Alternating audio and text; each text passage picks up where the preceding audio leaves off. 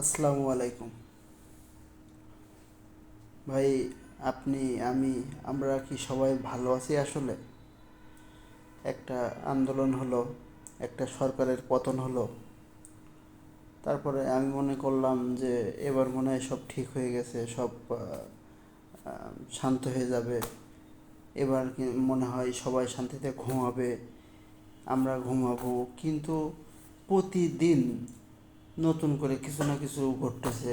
প্রতিদিন মানে একটা একটা রাত যাচ্ছে, প্রতিদিন তারপরের দিন শুনতেছি আর এখানে ওই হয়েছে, ওখানে এ হয়েছে, এখানে আগুন ধরে গেছে, এখানে মানুষ মারা গেছে। মানে এক এক দিন এক এক রকম। মানে প্রকৃতিও যেন আমাদের সাথ সঙ্গ দিচ্ছে না। বন্যা হলো কয়েকটা, জিনিসপত্রের দাম বেড়ে গেছে, আমাদের হাতের নাগালের বাইরে জিনিসপত্রের দাম। তারপরে সব কিছুর দাম বেশি। মানে সবচাইতে অসুবিধায় তো আমরাই আছি। আমরা, আপনি, আমি, আমরা যারা কম টাকা ইনকাম করি, যারা মধ্যবিত্ত, আমরা মনে হয় সবচাইতে বেশি কষ্টে আছি।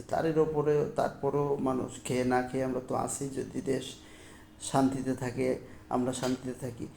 এই যে কালকে রাত্রে এই যে সচিবালয়ে আগুন লাগলো, সচিবালয়ে এরকম একটা জায়গায় যদি আগুন লাগতে পারে, তাহলে মানে ভাববার বিষয় জিনিসটা, যে আসলে দেশ কতটা নিরাপদ, বা আমরা, আপনি, আমি, আমরা কতটা নিরাপদ।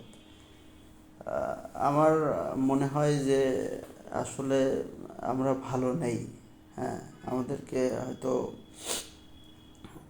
বোঝানো হচ্ছে অনেক কিছু, কিন্তু আসলে আমরা ভালো নেই। আসলে সব সার্বিক দিক বিবেচনা করলে, হ্যাঁ। তো এই আর কি। তো ভালো থাকবেন সবাই। ধন্যবাদ।